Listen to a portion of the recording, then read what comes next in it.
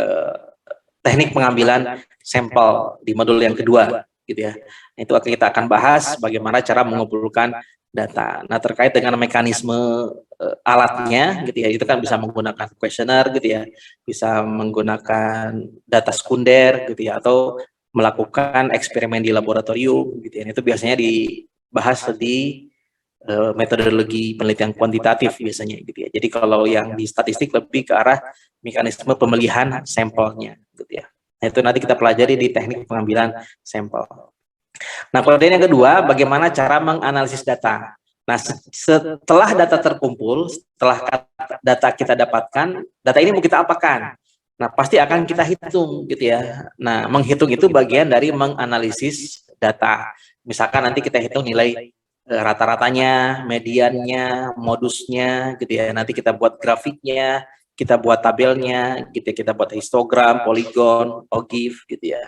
Nanti kita hitung juga misalkan variansinya, standar deviasinya, gitu ya.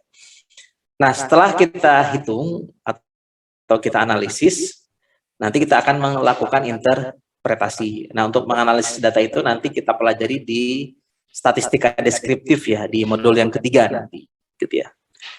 Nanti setelah kita dapatkan hasilnya, nanti kita harus interpretasikan. Diinterpretasikan itu artinya dikomentari, gitu ya, agar orang lebih memahami angka yang kita sajikan. Kalau kita hanya menyajikan angka saja, tabel saja, tanpa ada interpretasinya, pasti nanti akan membingungkan, gitu ya. Jadi ada proses interpretasi supaya data yang kita sampaikan, informasinya tersampaikan kepada audiens. Mengenai suatu kegiatan tertentu.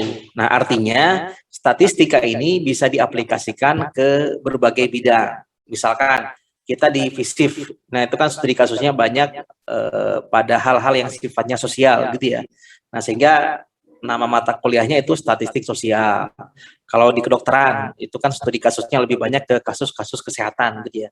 Maka nama mata kuliahnya statistik kesehatan. Kalau di pendidikan misalkan ya, itu kan nama mata kuliahnya statistika pendidikan. Kalau di ekonomi, nama mata kuliahnya statistika ekonomi, gitu ya. Nah, jadi rumus yang digunakan itu sama, hanya implementasi kasusnya yang berbeda. Jadi rumus rata-rata di FISIF dengan di kedokteran, dengan di ekonomi, dengan di tarbiyah gitu misalkan ya, itu rumusnya sama saja. Yang membedakan hanya studi kasus dari datanya saja, gitu ya. Ini kan setiap jurusan biasanya ada nama mata kuliah gitu ya, statistik umumnya, gitu ya. Nah, tapi yang membedakan adalah studi kasusnya. Nah, itu yang dimaksud dengan mengenai suatu kegiatan tertentu. Artinya statistika ini bisa diaplikasikan ke berbagai bidang dan mengambil kesimpulan, gitu ya. Nah, kalau mengambil kesimpulan ini kan nanti terkait dengan rumusan masalah, gitu ya, atau pertanyaan penelitian. Nah, nanti pertanyaan penelitian itu yang harus kita jawab. Nah, kalau kita menggunakan kuantitatif, gitu ya, nah itu nanti prosesnya itu harus kita simpulkan. Jadi kita mengambil kesimpulan. Nah, hanya di sini dalam keadaan di mana terdapat ketidakpastian. Nah, jadi kita sudah capek-capek nih mengumpulkan data, menganalisis data, menginterpretasi data, lalu mengambil kesimpulan. Nah, ternyata kesimpulan yang kita dapatkan itu sifatnya tidak pasti. Nah, mungkin yang masih menjadi pertanyaan itu adalah ketidakpastian ini. Kalau proses mengumpulkan kan jelas gitu ya, kita collecting data. Lalu setelah data didapatkan, lalu kita akan hitung. Nah, setelah muncul angkanya, muncul tabelnya, muncul grafiknya, lalu kita interpretasikan. Nah, kemudian yang terakhir kita ambil kesimpulan. Nah, hanya yang menjadi pertanyaan di sini adalah kesimpulan yang kita dapatkan itu berada dalam situasi ketidakpastian atau sifatnya tidak pasti. Kesimpulan yang kita peroleh itu sifatnya tidak pasti. Nah, jadi setelah kita capek-capek mengumpulkan data, menganalisis, menginterpretasi, dan mengambil kesimpulan, ternyata kesimpulannya tidak pasti. Nah, pertanyaannya adalah, kenapa kesimpulan yang kita dapatkan di dalam statistika itu tidak pasti? Nah, ketidakpastian ini pasti ada sebabnya, kan, gitu ya. Nah, contoh sederhananya adalah kalau dalam pemilu itu kan suka ada survei, suka ada quick count, gitu ya. Hasil dari quick count itu pasti atau tidak? Keputusannya, kesimpulannya. Nah, kesimpulan dari quick count itu tidak pasti. Nah, kenapa tidak pasti? Karena yang digunakan data yang digunakan di dalam quick count itu hanya sebagian TPS saja kan gitu ya. Hanya sampel TPS saja. Nah, karena yang kita gunakan data sampel itulah yang menyebabkan kesimpulan yang kita dapatkan tidak pasti. Jadi hasil quick count itu tidak pasti. Kenapa tidak pasti? Karena yang kita gunakan hanya sebagian TPS saja, gitu ya. Nah, itu yang apa namanya yang dimaksud dengan dalam keadaan di mana terdapat ketidakpastian. Nah, ketidakpastian ini muncul karena yang kita gunakan adalah data sampel. Contoh sederhananya tadi, kalau dalam pemilu suka ada quick count, nah hasil quick count itu tidak pasti. Nah, kenapa tidak pasti? Karena dalam proses perhitungan quick count itu hanya sebagian TPS saja, tidak seluruh TPS, gitu ya. Nah, sehingga kalau kita ingin mendapatkan jawaban yang pasti, gimana caranya? Nah, berarti yang digunakan bukan data sampel, tapi seluruh populasi, gitu ya. Nah, kalau dalam pemilu itu kan kesimpulan yang pasti diperoleh ketika hasil perhitungan real count-nya ya, atau perhitungan oleh KPU-nya keluar. Nah, itu tidak ada perdebatan lagi kan gitu ya, dari sisi angkanya gitu ya, bahwa data itu diperoleh dari seluruh data populasi gitu ya. Nah, jadi kalau kita berbicara statistika, nah pasti yang kita bicarakan adalah data sampel. Nah, karena yang digunakan data sampel itulah yang menyebabkan kesimpulan yang kita peroleh di dalam statistika itu sifatnya tidak pasti. Nah, itu yang dimaksud dengan statistika. Jadi kalau statistika itu adalah metodenya, gitu ya, caranya, gitu ya. Jadi bagaimana cara mengumpulkan data, menganalisis data, menginterpretasi data, dan mengambil kesimpulan. Nah, lalu apa itu statistik? Nah, kalau statistik itu adalah sembarang nilai yang menjelaskan ciri suatu sampel atau contoh. Jadi misalnya gini, lembaga survei melakukan quick count. Nah, quick count itu kan dihitung menggunakan data sampel ya. Nanti diperoleh misalkan si A dapat 50%, si B dapat 20%, si C dapat 30%. Nah, angka-angka itu disebut dengan statistik. Gitu ya. Jadi hasil perhitungan dari statistika itu disebut dengan statistik. Gitu ya. Jadi di sini dikatakan sembarang nilai. Jadi sembarang nilai itu sebetulnya nanti tidak selalu angka gitu ya, bisa juga berupa informasi yang sifatnya kategorik gitu ya. Jadi misalkan jenis kelamin, pendidikan gitu ya, jabatan dan lain sebagainya gitu ya.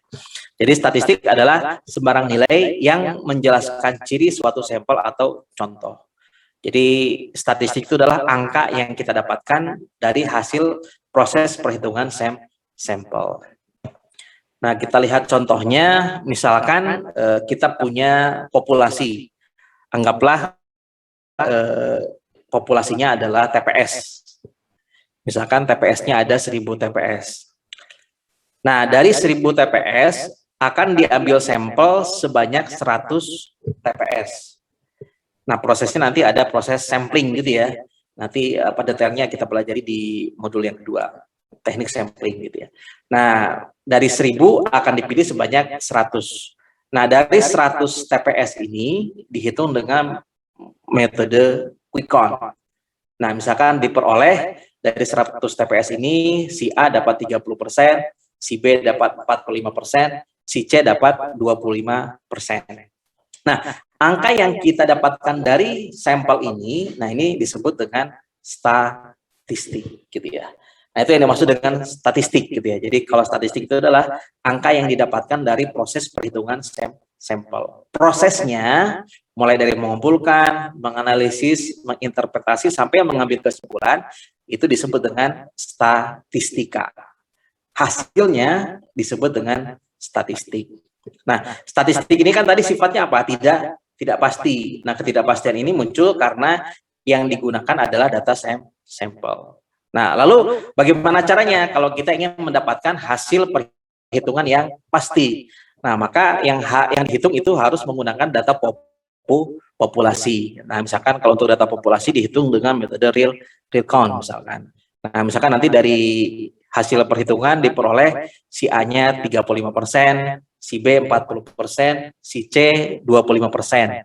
Nah, angka yang kita dapatkan dari perhitungan populasi namanya bukan statistik, tapi hasil perhitungan yang kita dapatkan dari populasi, nah ini disebutnya dengan parameter, gitu ya. Jadi parameter itu apa ya? Biasa kita jadikan sebagai tolak ukur kan ya.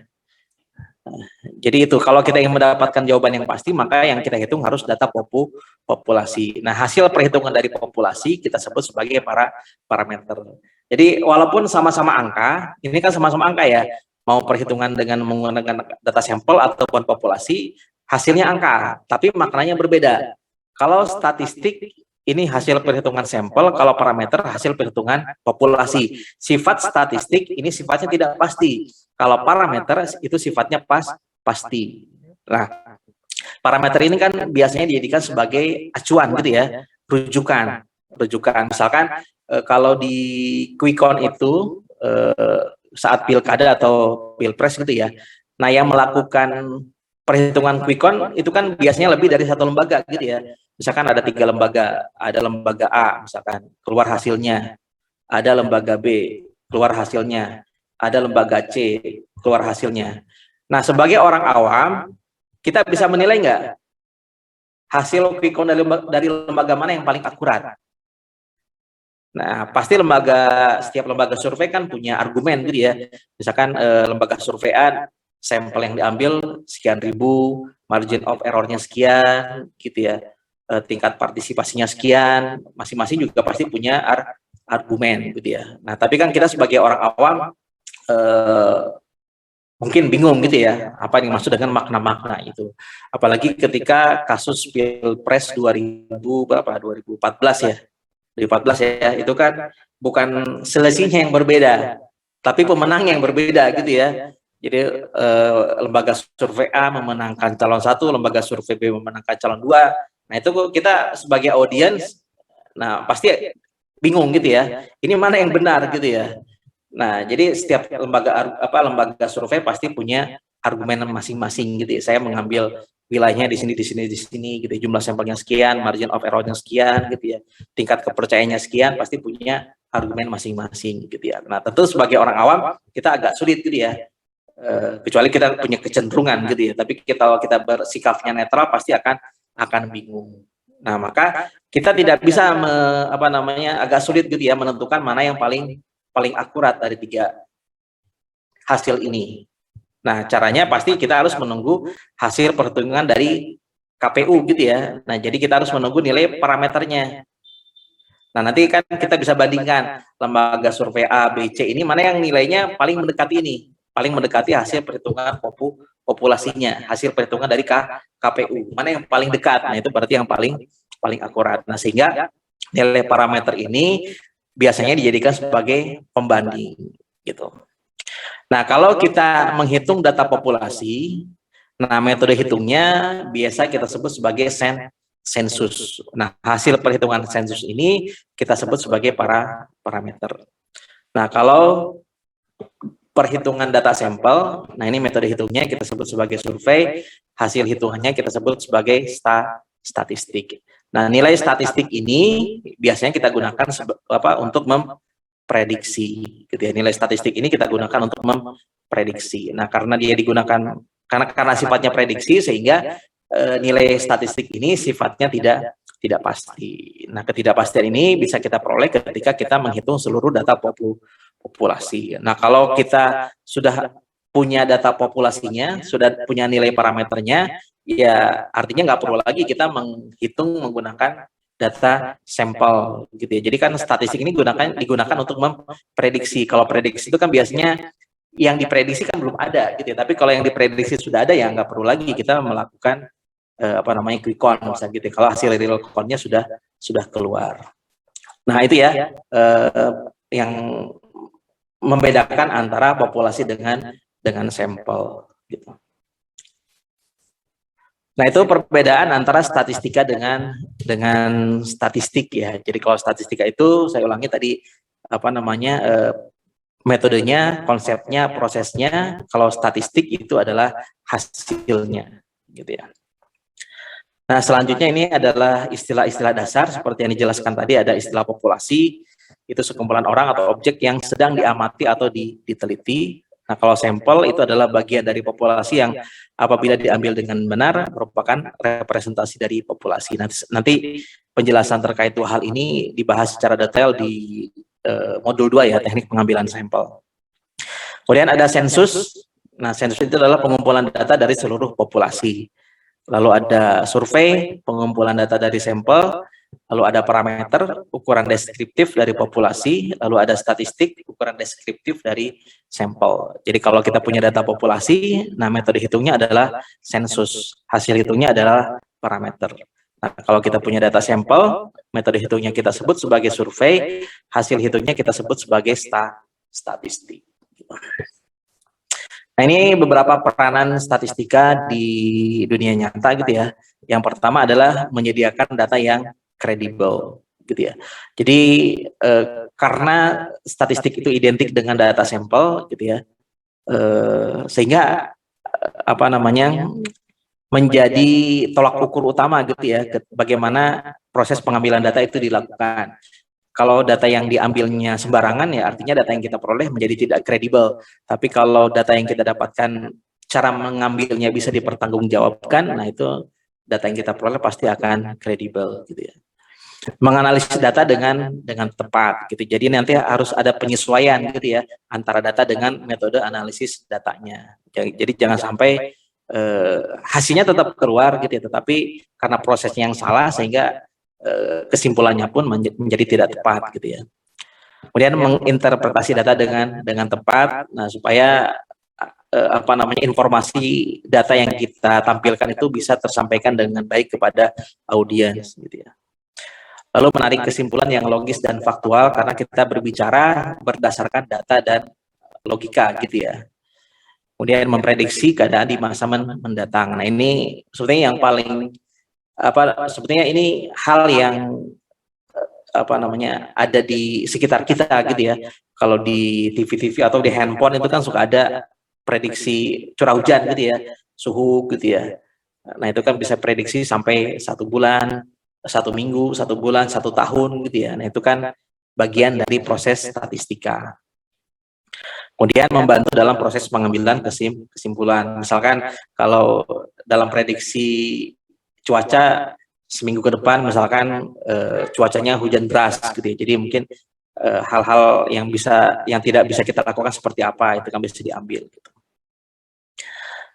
Nah, selanjutnya adalah pengelompokan statistika. Nah, dari definisi statistika tadi itu kan bagaimana cara mengumpulkan, menganalisis, menginterpretasi dan mengambil kesimpulan.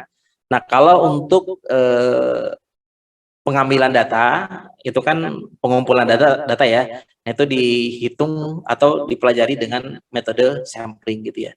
Nah untuk menganalisis data, nah ini ada yang disebut dengan statistika deskriptif.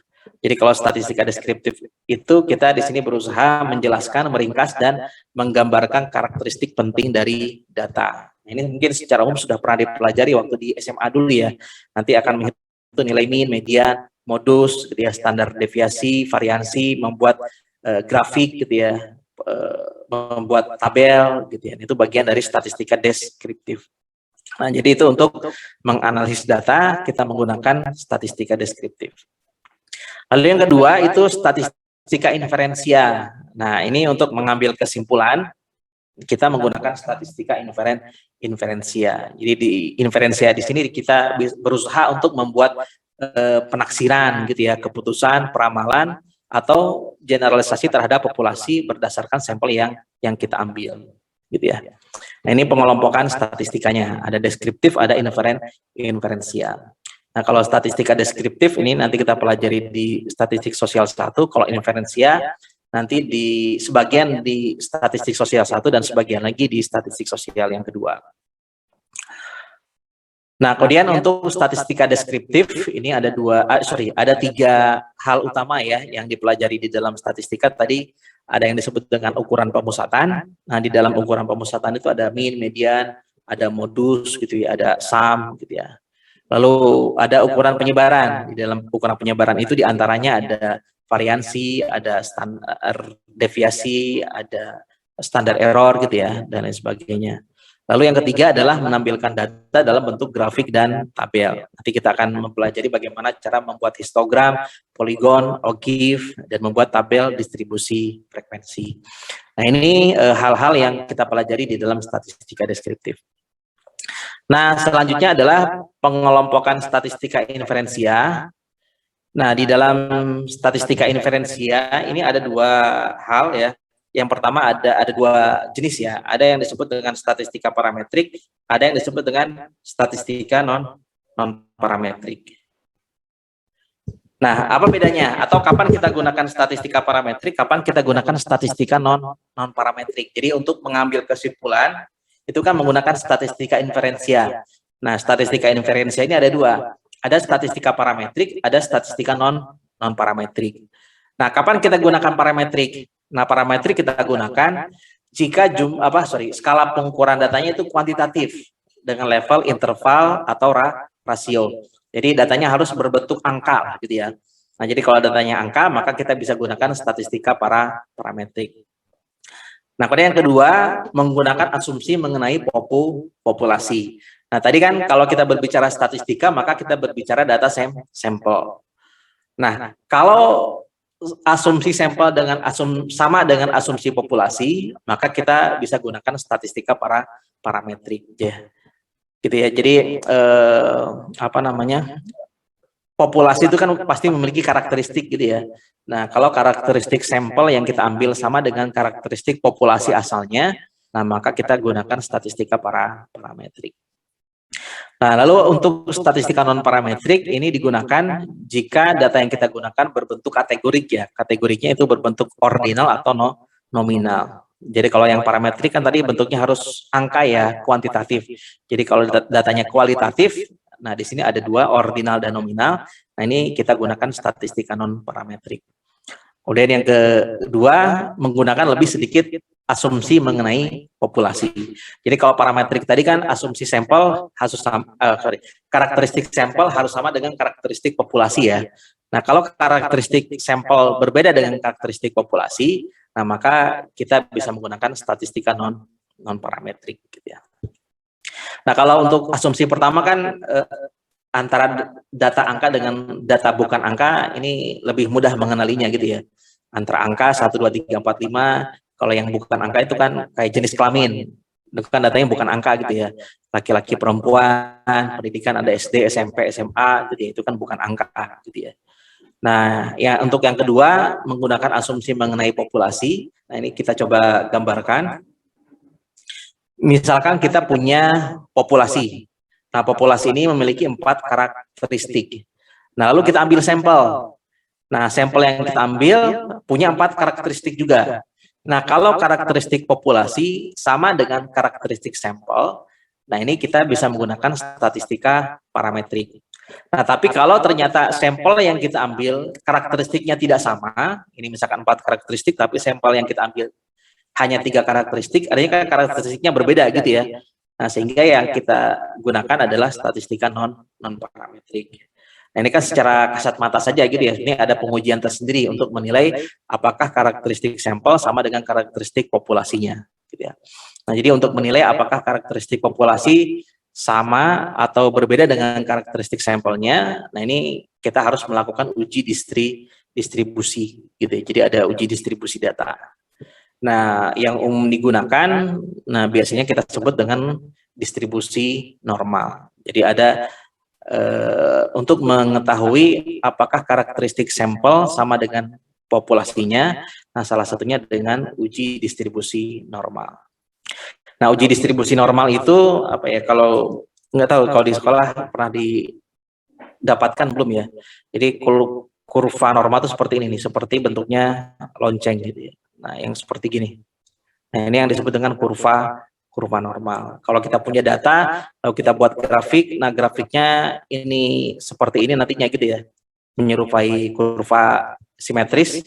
Nah, ini bisa dikatakan datanya berdistribusi normal gitu ya.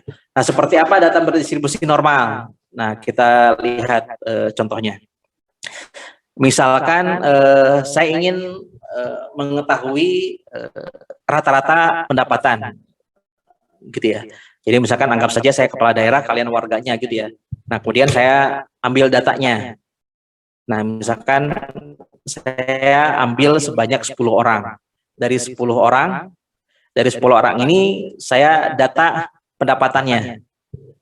Nah, orang pertama misalkan pendapatannya 1 juta, orang kedua 1 juta, orang ketiga 1 juta, orang keempat 1 juta. Sebetulnya ini pendapatannya tidak 1 juta bulat gitu ya, tapi 1,2, 1,3, 1,4, 1,5 dan seterusnya. Tapi untuk memudahkan dalam perhitungan kita pukul rata saja 1 juta gitu ya.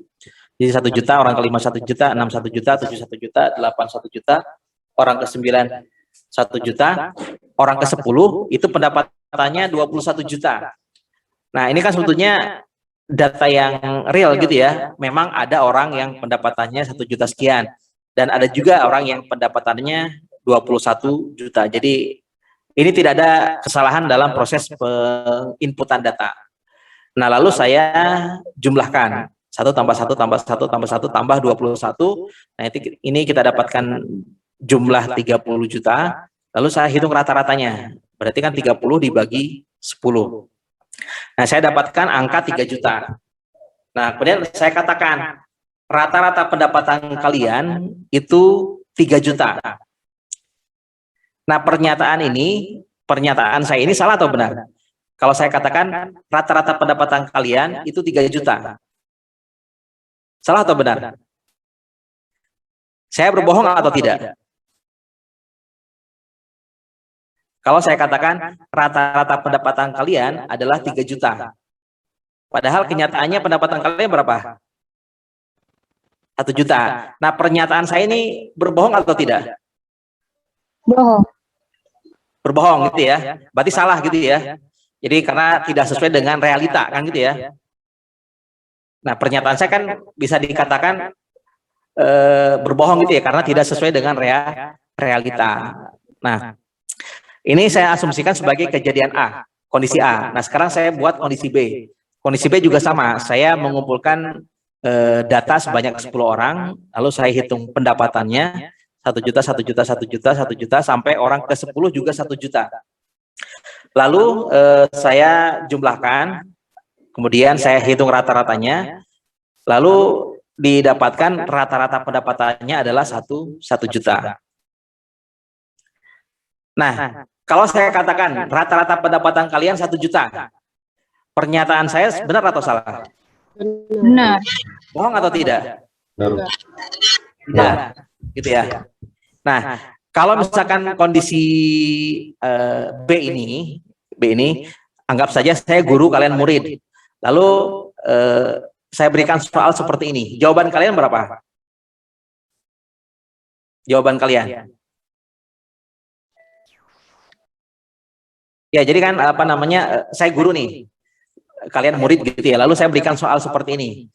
Lalu saya suruh hitung berapa rata-ratanya. Rata-rata kalian berapa? Hasil hitungnya 1 juta. Nah, lalu saya salahkan, protes nggak? Protes. Nah, kalau yang ini gimana? Saya katakan pendapatan kalian 3 juta, protes nggak? Protes. Protes. Kan nggak sesuai, Pak.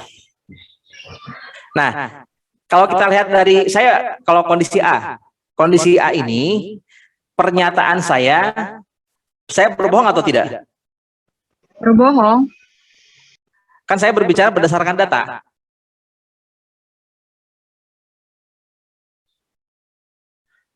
Di sini kan hasil perhitungannya 3 juta kan gitu ya. Secara matematik benar atau tidak? Nah, coba secara matematik benar gitu ya. Artinya apa yang saya sampaikan benar atau salah? Benar. Benar gitu ya. Nah, artinya kan kondisi A ini apa namanya agak ada ganjilnya kan gitu ya. Betul nggak? Nah, kalau yang kondisi B ada ganjilnya nggak? Nggak ada. Nah, itu perbedaan antara apa ya, bisa dikatakan perbedaan antara matematika dengan statistik gitu ya. Jadi kalau matematika kan kita hanya berbicara metode hitung. Nah, kondisi A dengan kondisi B secara metode hitung benar atau tidak? Secara metode hitung benar atau tidak? A dan B. Benar kan gitu ya? Nah, secara matematika benar gitu ya. Tapi secara statistik ini akan ada perbedaan implikasi gitu ya. Jadi kalau kondisi A walaupun secara matematika benar tapi ada keganjilan ketika kita menginterpretasikan. Tapi kalau kalau kondisi B ini kan secara matematika benar kan gitu ya. Nah, ketika kita interpretasikan juga tidak ada keganjilan. Nah, itu peranan statistika di sini sebetulnya ya untuk menilai apakah suatu data ini distribusinya bagus atau tidak, distribusinya normal atau tidak, gitu ya.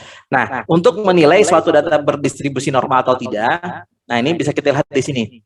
Kalau kita hitung rata-ratanya berapa? 1 juta. Lalu modusnya berapa? 1 juga kan ya. Mediannya berapa? 1. Nah, kalau kita punya data yang nilai min, median, modusnya simetris itu kan artinya tidak selalu sama gitu ya, tapi berdekatan lah gitu. Nah, kalau kita punya data yang simetris, maka data ini berdistribusi normal. Nah, kalau kita punya data yang tidak normal, nah seperti apa data yang tidak normal? Nah, itu seperti data yang memiliki min, median, modusnya tidak simetris. Misalkan kita lihat contoh data ini. Rata-ratanya berapa? 3 juta kan ya? Modusnya terbanyaknya 1 juta. Mediannya juga 1. Nah, ini kan 311 ya. Nah, ini kan tidak simetris. Nah, kalau data yang tidak simetris, maka data yang kita punya itu tidak berdistribusi normal. Nah, berarti data yang bagus itu data yang normal atau data yang tidak normal? Normal. Data yang normal. Nah, maka kalau data yang normal itu kan kita gunakan apa? Statistika parametrik.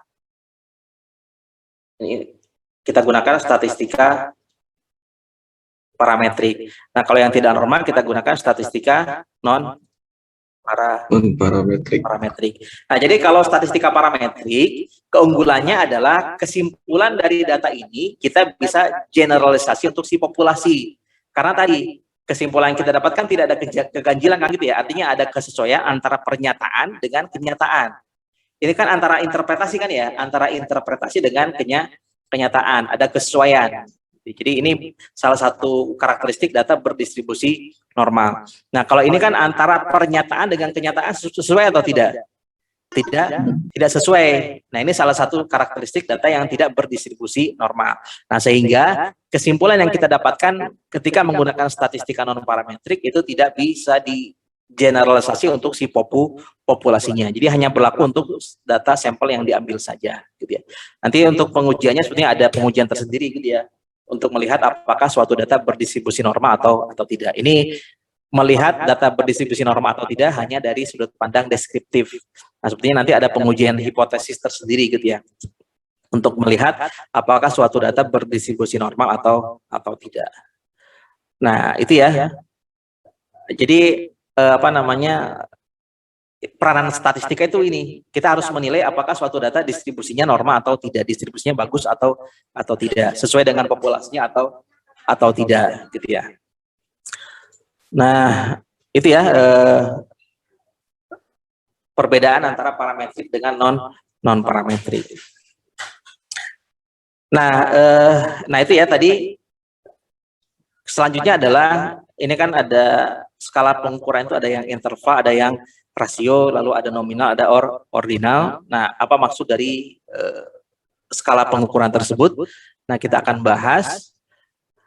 Nah, untuk skala pengukuran ini ada 2 jenis ya, ada skala pengukuran kualitatif, ada skala pengukuran kuantitatif. Nah, untuk skala pengukuran kualitatif itu adalah data kategorik ya. Jadi kalau kualitatif itu identiknya dengan data kategorik.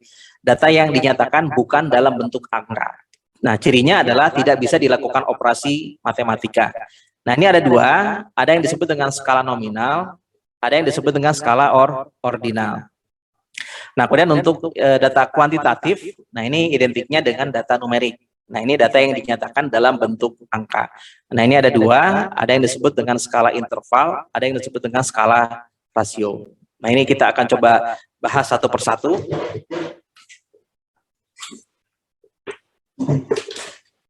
Nah, yang pertama untuk skala nominal.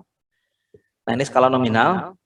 Nah, jadi skala nominal itu adalah data kategorik digunakan untuk variabel di mana orang atau objek dengan nilai skala yang sama tanpa memperhatikan urutan. Nah, kalau kita perhatikan definisi ini mungkin agak membingungkan gitu ya. Jadi gini, data nominal itu adalah data kategori yang kategorisasinya itu tidak memperhatikan urutan. Contohnya, jenis kelamin. Kategorinya itu kan ada laki-laki, ada perempuan. Nah, antara laki-laki dan perempuan ada urutannya atau tidak? Nggak ada kan gitu ya. Mau laki-laki pertama atau perempuan pertama, nah itu tidak ada ketentuannya gitu ya. Nah, itu yang dimaksud dengan skala nominal. Jadi skala nominal itu adalah data kategori yang kategorisasi.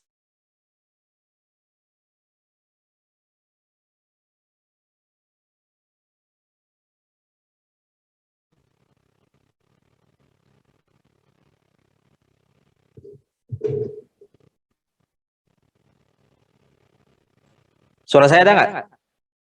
Ada Pak, ada. Ada Pak. Oh. Ya, itu ya. Barusan mati lampu lagi tempat saya. Nah, ini jadi jenis kelamin, kategorinya ada laki-laki perempuan. Ada laki-laki perempuan, kemudian contoh lainnya adalah agama. Agama itu kan kategorinya ada Islam, Kristen, Protestan, Hindu, Buddha gitu ya.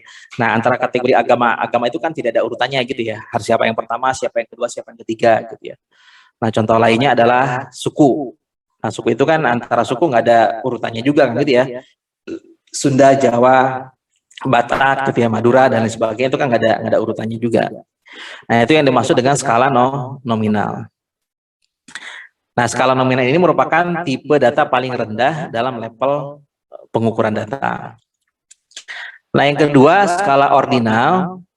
Nah, skala ordinal ini sebetulnya hampir mirip seperti skala nominal. Nah, hanya bedanya adalah memperhatikan urutan. Jadi digunakan untuk variabel di mana orang atau objek memiliki nilai yang sama, nilai yang tetap ya, dengan memperhatikan urutan. Jadi ada tingkatannya dalam pengukurannya. Kalau nominal itu kan data kategori yang kategorisasinya tidak memperhatikan urutan. Nah, kalau ordinal itu kategori yang kategorisasinya memperhatikan urutan. Ya, jadi skala ordinal itu adalah data kategori yang kategorisasinya memperhatikan urutan. Nah, contohnya ini adalah pendidikan. Pendidikan itu kan kategorinya ada SD, SMP, SMA, perguruan tinggi. Nah, ini kan ada urutannya gitu ya. Jadi tidak bisa SMA dulu, baru SD, baru SMA gitu ya. Nah, itu kan harus berurutan. Jadi ada urutannya. Nah, itu yang disebut dengan skala ordinal. Nah, contoh lainnya misalkan ranking. Jadi kan ada ranking 1, ranking 2, ranking 3, ranking 4, 5, 6 dan seterusnya. Nah, itu yang disebut dengan skala ordinal. Contoh lain misalkan pangkat gitu ya, jabatan, itu kan ada urutannya gitu. Nah, tipe data ordinal ini satu tingkat lebih tinggi daripada skala nominal. Nah, yang ketiga adalah skala interval. Nah, skala interval ini sudah masuk ke dalam kategori pengukuran kuantitatif ya. Nah, kalau skala interval ini adalah masuknya kategori data numerik, digunakan untuk variabel di mana objek memiliki jarak antara satu variabel dengan variabel yang lain. Jadi kalau interval itu kan ada jaraknya gitu ya. Namun tidak memiliki nol mutlak. Ya. Nah, apa yang dimaksud dengan nol mutlak? Nah, ini misalkan untuk skala interval itu contohnya adalah suhu. Nah, suhu itu kan ada 10 derajat Celcius, 20 derajat Celcius, 30 derajat Celcius gitu ya. Nah, itu kan suhu itu biasanya semakin tinggi, semakin panas kan gitu ya. Semakin rendah, semakin dingin. Nah, suhu 0 derajat, apakah itu artinya tidak ada suhunya? Ada nggak suhunya 0 derajat? Ada. Ada. Jadi itu yang dimaksud dengan 0 mutlak. Jadi tidak memiliki 0 mutlak. Jadi 0 itu bukan artinya tidak ada, tapi sebagai cut off saja gitu ya. Jadi ada nilainya, ada besarannya gitu ya, ada bobotnya. Jadi 0 itu punya bobot, bukan artinya tidak ada bobotnya. Beda misalkan kayak berat badan. Kalau berat badan 0 artinya apa? Ada beratnya nggak? Enggak ada. Nggak ada. Tapi kalau suhu 0 ada derajatnya nggak? Ada tingkat kedinginannya nggak? Ada tingkat derajatnya ada nggak? Ada. Ada gitu ya. Nah, itu yang dimaksud dengan tidak memiliki nol mutlak. Jadi suhu 0 derajat itu bukan artinya tidak ada suhunya, tapi suhu yang memiliki derajat kedinginan atau kepanasan sebesar 0 derajat gitu ya. Nah, contoh lain adalah tahun misalkan. Tahun itu kan 2015, 16, 17, 18.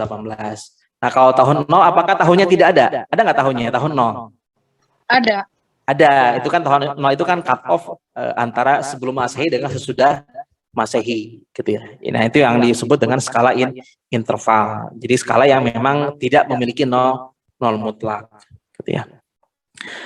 Nah, tipe interval ini satu tingkat lebih tinggi daripada skala ordinal. Nah, yang terakhir adalah skala rasio. Nah, skala rasio itu adalah data yang bersifat angka dalam arti yang sesungguhnya dan bisa dilakukan operasi secara matematika dan memiliki nol mutlak. Kalau skala rasio tadi tidak memiliki nol mutlak, kalau interval tadi tidak memiliki nol mutlak, kalau rasio di sini memiliki nol mutlak gitu ya. Kalau nol mutlak itu memang tidak ada besarannya. Sebagai contoh misalkan berat badan, tinggi badan gitu ya. Nah, itu kan skala rasio dan memiliki nol mutlak. Kalau berat badannya 0 kg, ya itu tidak ada beratnya gitu ya. Tinggi badannya 0 cm, ya tidak ada tingginya gitu ya. Bisa juga misalkan usia. Nah, usia 0, ya memang tidak ada usianya kan gitu ya. 1, 2, 3, 4, 5 dan seterusnya. Nah, itu yang disebut dengan skala rasio. Nah, tipe data rasio merupakan tingkat pengukuran paling tinggi di antara jenis data yang lainnya. Gitu ya. Nah, ini perbandingan skala pengukuran. Nah, untuk frekuensi gitu ya, ini bisa dilakukan untuk nominal, ordinal, interval rasio. Untuk modus bisa dilakukan untuk nominal, ordinal, interval rasio. Untuk median dan min hanya bisa dilakukan untuk interval dan rasio. Urutan data bisa digunakan atau dilakukan di skala ordinal, interval dan rasio. Nah, penjumlahan dan pengukuran. Nah, ini hanya bisa dilakukan di interval dan rasio. Nah, kalau perkalian dan pembagian ini hanya bisa dilakukan di skala rasio. Jadi kalau misalkan 20 kg itu kan beratnya 2 kali, misalkan beras 20 kg. Beras 20 kg itu kan 2 kali beras 10 kg. Jadi 20 kg satu karung dengan 2 karung beras yang beratnya 10 kg. Nah, itu kan beratnya sama. Nah, tapi kalau misalkan suhu 10 derajat dengan suhu 20 derajat, suhu 20 derajat, lalu suhu 10 derajat 2 kali. Nah, itu kan berbeda maknanya gitu.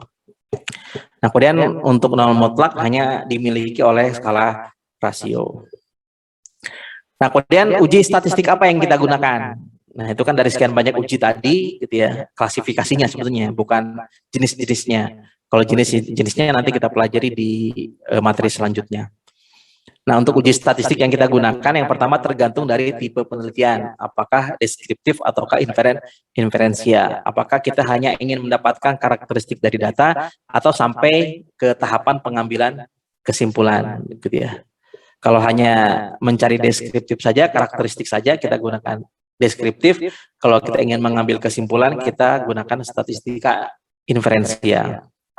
Lalu jenis variabelnya di sini terikat atau bebas, independen atau dependen, gitu ya. Nah, itu juga nanti akan menentukan uji data yang berbeda, gitu ya.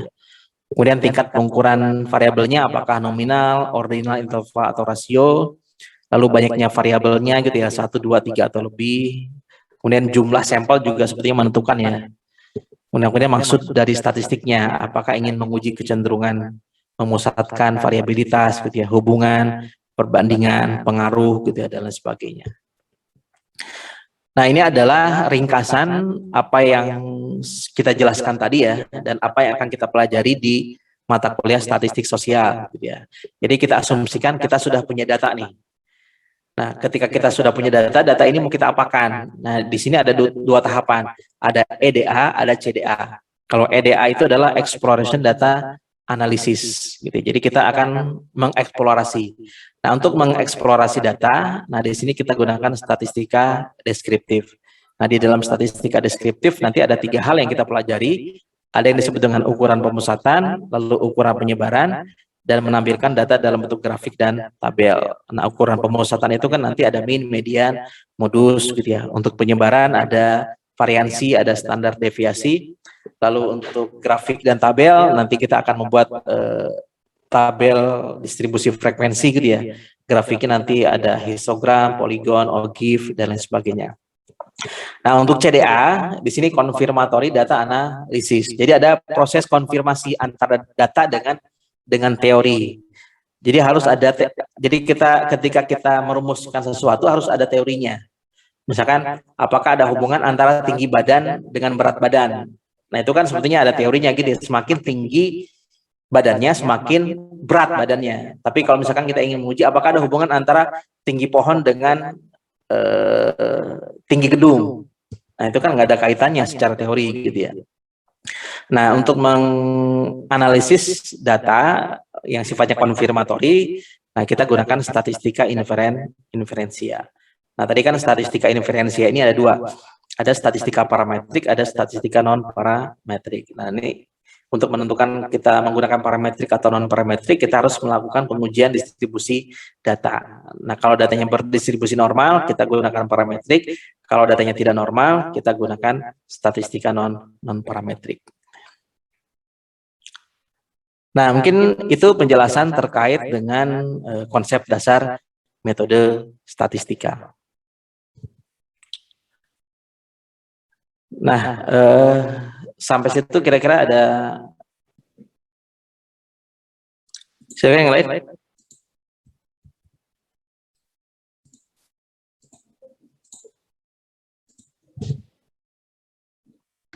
Bapak boleh izin bertanya gak, Pak?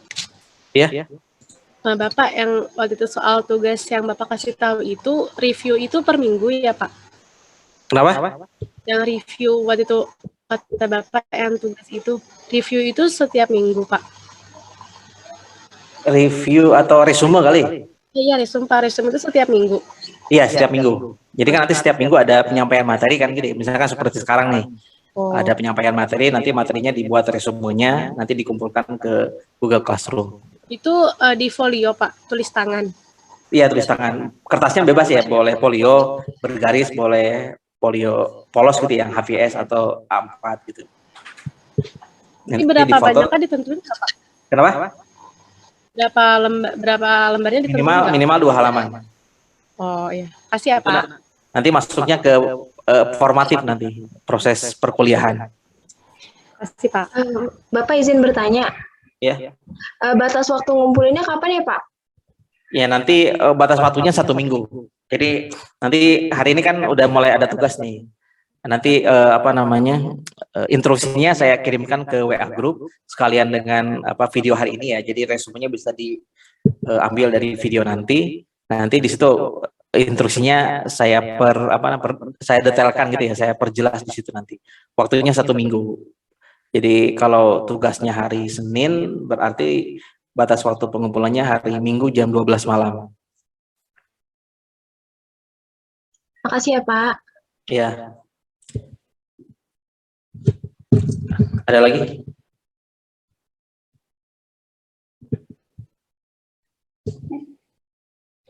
Ya, ada lagi yang mau ditanyakan?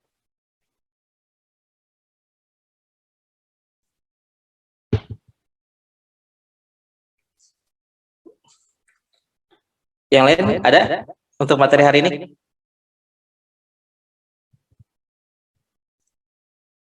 Tidak ada?